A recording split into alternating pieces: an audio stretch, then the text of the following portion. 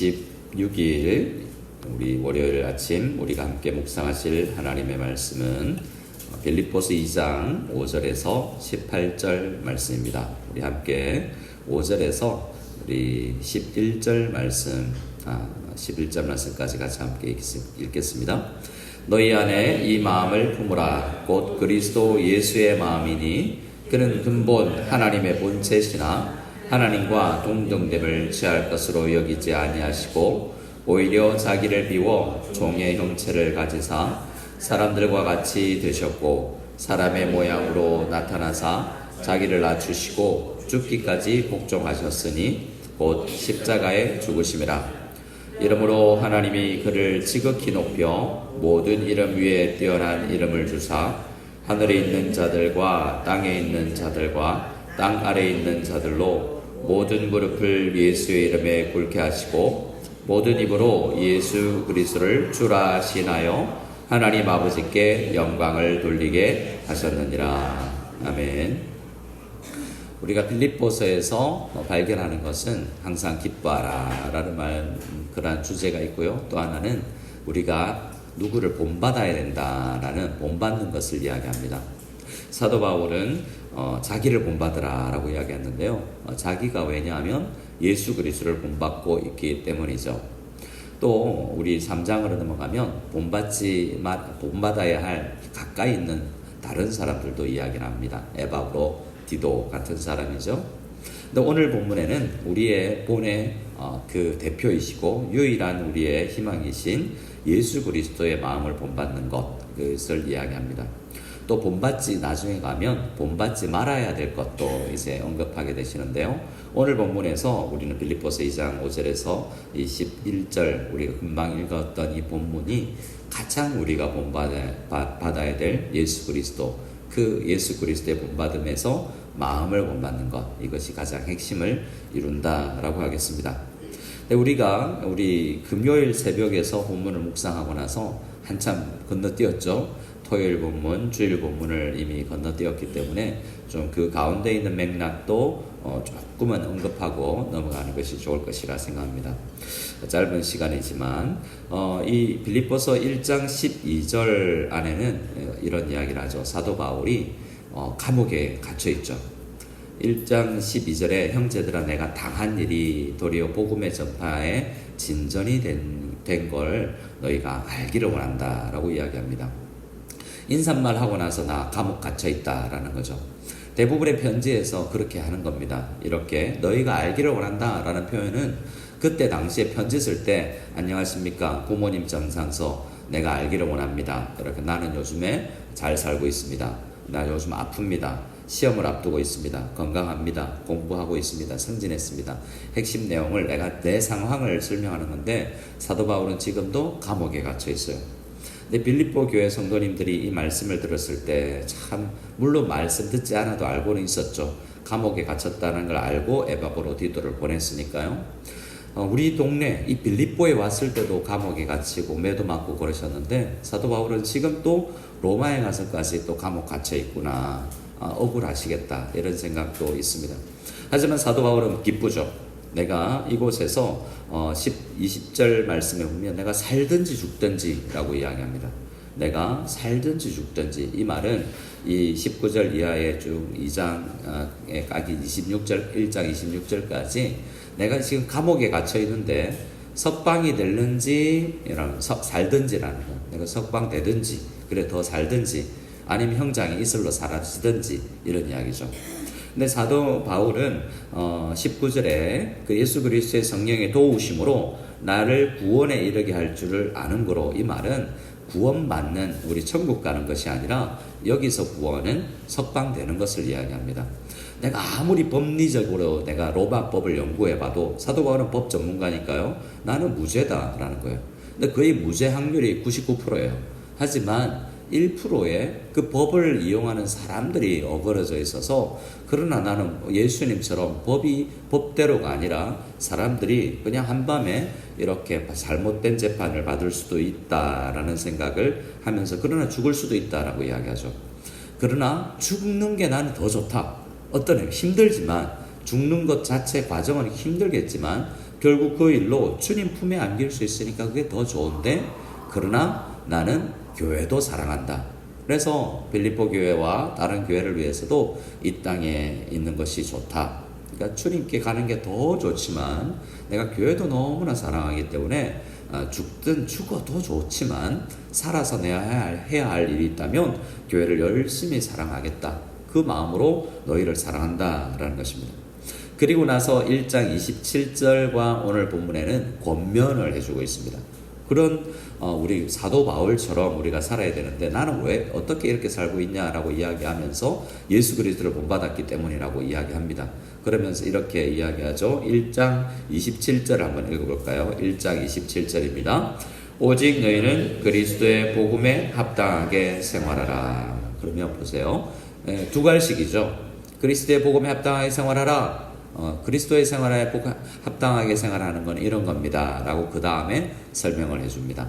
이렇기 때문에 그리스도의 복음에 합당하게 생활하는 게 아니라, 그리스도의 복음에 합당하게 생활하는 것은 27절 이후부터 너희는 한 마음으로 서서 한 뜻으로 복음의 신앙을 위하여 협력하는, 한 마음 한 뜻 협력, 계속 이야기하죠. 그리고 2장 1절에 넘어가면서도 하나 되어서 교회에서 어떻게 살아가야할지, 그러니까 그리스도의 복음에 합당하게 생활하는 것은 교회 안에서, 교회가 가정인 걸 알고, 가정에서 어떻게든 아들이나 남편이 마음에 안 들어도 조금 더 참고 인내하면서, 가정이기 때문에, 가족이기 때문에, 혈연이기 때문에, 약속했기 때문에 한 마음으로 어떻게든 살아가 보려고 하는 그 마음 있죠. 그 한 마음으로 뭘 해야 되냐면 27절로 30절에는 싸워라, 영적 전쟁이 있다라는 이야기를 해주었습니다. 어떻습니까? 자, 이 말씀 28절에 보면 1장 28절에 무슨 일에든지 대적하는 자들 때문에 두려워하지 아니하는 이 일을 듣고자 함이라 라는 말씀을 하고요. 또 29절에 그리스도를 위하여 너희에게 은혜를 주신 것은 다만 그를 믿을 뿐 아니라 또한 그를 위하여 고난도 받게 하시는데 너희에게도 그와 같은 싸움이 있다. 우리 싸움 뭐냐 하면 우리는 그리스도의 복음에 합당하게 생활하는 것은 한 마음이 되어서 다르죠. 경험도 다르고 집안도 다르고 혈통도 다르고 다 다르죠. 하지만 하나 되어서 일심으로 대적을 싸워서 이기는 것, 이 영적 전쟁이 우리에게 있다는 것이 복음에 합당하게 생활하는 그리스도인의 삶입니다. 그래서 영적 전쟁은 두 가지인데 2장 1절부터 4절까지는 교회 안에서 영적 전쟁이 있습니다. 못난 사람을 섬기는 것, 나보다 부족하고 내 마음에 안 드는 사람 섬기는 것. 그러므로 그리스도 안에 무슨 권면이나 사랑이, 무슨 위로나 성령의 무슨 교제나 긍휼이나 자비가 있거든 마음을 같이 해라. 마음 다르지.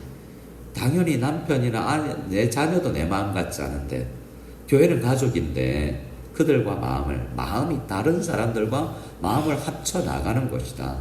같은 사랑을 가지고 뜻을 합하며 한 마음을 품어 아무 일에든지, 어떤 일에든지, 우리가 찬양팀, 찬양대, 교육부, 위원회 마음이 다르죠. 그러나 그 어떤 일에서도 다투지 마라. 허영하지 말고 더 낮게 여기지 말고 예수님의 마음, 겸손한 마음으로 각각 자기보다 남을 낮게 여기고, 자기보다 못나 보이는 사람, 못 배운 사람, 나보다 교회 정치 모르는 사람, 나보다 교회를 잘 이해하지 못하는 그런 사람들도 섬길 수 있는 영적 전쟁에서 승리해야 되는데 이게 참 어려워요. 그렇죠? 목회자가 내가 더 잘한다 라고 생각하고 교회 오래 다닌 사람들이 더 잘한다고 생각하는데, 이 전쟁에서 모르는 사람, 연약한 사람, 어린아이들, 교회 처음 온 사람, 그런 사람들을 더 낮게 여기고, 내 4절에 각각 자기 일을 돈벌 뿐만 아니라 내 일 열심히 해야지, 우리 부서 열심히 해야지, 내가 먹고 사는 일 열심히 해야지, 그거 하고 우리는 그리스도의 복음에 합당하게 생활하는 건 내 일 다 하고 그리고 남는 일도 해주는 거다, 이렇게 이야기를 하고 있는 것입니다. 그리고 이 마음, 겸손한 마음이 어디서 나왔느냐? 5절, 2장 5절 오늘 본문에 또 두 갈씩으로 명령을 주고 있죠. 5절 같이 읽겠습니다. 너희 안에 이 마음을 품으라. 곧 그리스도 예수의 마음이니. 어떤 마음으로 가능하냐? 예수님의 마음을 우리가 품어야 된다라는 겁니다. 영적 전쟁에서 승리하는 법은 교회 안에서 서로 복종하고 한 마음으로 영적 전쟁에서 싸워 이기는 유일한 방법은 예수님께서 어떻게 이기셨는지를 연구하는 것입니다. 그분은 어떻게 세상과 우리를 섬기셨습니까? 6절에 그는 근본 하나님이지만 하나님 자체이시지만 하나님과 동등됨을 취할 것으로 여기지 아니하고 자기를 비워서 종의 형체. 어떻게 예수 우리 사람의 형체를 종이라고 이야기하지 않습니까? 그러니까 가장 높은 분이 가장 천한 사람을, 이거 정말 우리 세상에서도 힘든 거 아닙니까? 필리핀 안에서 가장 잘 사는 사람, 가장 정치력이 높은 대통령이나 정치인들이 가장 가난한 사람, 가장 거린들, 망연족이나 이런 사람들을 섬기기 위해서 죽기까지, 그 사람이 살리려고 내가 죽기까지 복종했다는 이 마음, 우리는 이렇게는 못하죠. 하지만 이런 마음을 어떻게 그렇게 하실 수 있었지? 그럼 물론 그 예수님의 마음에는 우리를 사랑하는 마음에서 그 모든 마음이 흘러나왔겠지만요, 이 마음을 품어야 우리가 영적 전쟁에서 승리할 수 있는데, 교회 안에서 서로 사랑하고 섬기는 것, 차이를 뛰어넘는 사랑, 문화를 뛰어넘는 사랑, 호남과 영남과 TK, PK, 서울, 경기 할 것 없이, 충청, 외국인과 내국인 할 것 없이 당연히 차이가 나니까 서로 인정하기 힘들죠. 그렇지만 또 찾아가고 이야기하고 또 설득하고 10년, 20년이 걸려도 예수 마음을 품고 우리가 십자가에 죽으시는 그 예수님의 종된 삶을 본받아야 영적 전쟁에서 승리할 수 있다라는 것입니다. 근데 예수님은 그 과정을 통해서 예수님은 십자가에 죽으셨는데 9절에 하나님이 그를 지극히 높여 모든 이름에 뛰어난 이름을 예수 그리스도께 주셨습니다. 모든 이름 위에 뛰어난 이름이 뭐냐? 예수 그리스도가 있지만 이때 상황에는 여러분 요즘에도 교황이 되면 교황 이름을 바꾸죠. 어떤 자기가 선택한 이름인데 보통 황제가 되고 뭐 어떤 공을 세우면 이름이 길어집니다. 로마 사회에서는 뭐 옥토비아누스 몇 세 뭐 이름 한번 이야기하려면 길게 한 페이지 정도 되는 이름도 있고요. 몇 줄 써야 되는 그런 이름들도 있습니다. 그게 뛰어난 이름이에요. 뭔가 공을 세우고 뭔가 잘하면 이름이 길어지는 거죠. 모든 이름 위에 뛰어난 이름을 주님께서 예수님에게 주셨는데요. 모든 그 이후로 모든 사람들이 11절에 모든 입으로 예수 그리스도를 주님, 나의 주님입니다 시인하여 하나님께 영광을 돌리게 하실 정도로 예수 그리스도는 다시 높아지셨습니다. 그런 예수님의 마음, 낮아지고 높아지신 예수님을 어떻게든 배워서 그 마음을 품은 사람들이 12절, 우리가 읽지는 않았지만 오늘 본문 12절에서 18절 안에는 어떤 게 있냐면, 우리 2장 1절에서 4절까지는 교회 안에서 어떤 영적 전쟁이 있냐, 그리고 오늘 본문 12절에서 18절까지는 세상 가운데서 그리스도인이 어떻게 살아야 되느냐, 월요일에 그리스도인이 어떻게 살 것이냐, 주일날 교회 안에서 말고 월요일부터 토요일까지 우리가 세상 속에서 어떻게 살 것인가 라는 것입니다. 우리 15절 한번 읽어볼까요? 15절 시작. 이는 너희가 흠 없고 순전하여 어그러지고 거스르는 세대 가운데서 하나님의 흠 없는 자녀로 세상에서 그들 가운데 빛들로 나타내며, 세상 가운데서, 이 세상은 어떤 곳입니까? 어그러지고 거스르는 세대, 그리스도인으로서 살아가기가 힘든 세대라는 것입니다. 빌립보에는 이 유대인들도 많이 없었죠. 그래서 회당이 없어서 기도처를 찾아서 시내가에서 자주장수 루디아를 만나야 될 정도로 기본적으로 기독교가 아니라 유대교 배경도 잘 없는 세상입니다. 세상, 찐 세상인 거죠.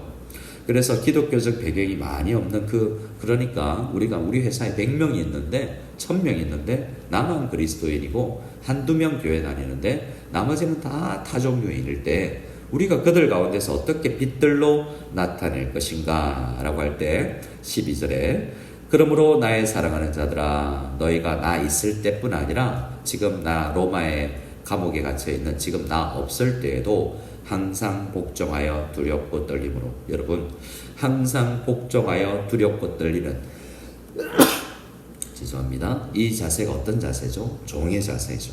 두렵고 떨림으로.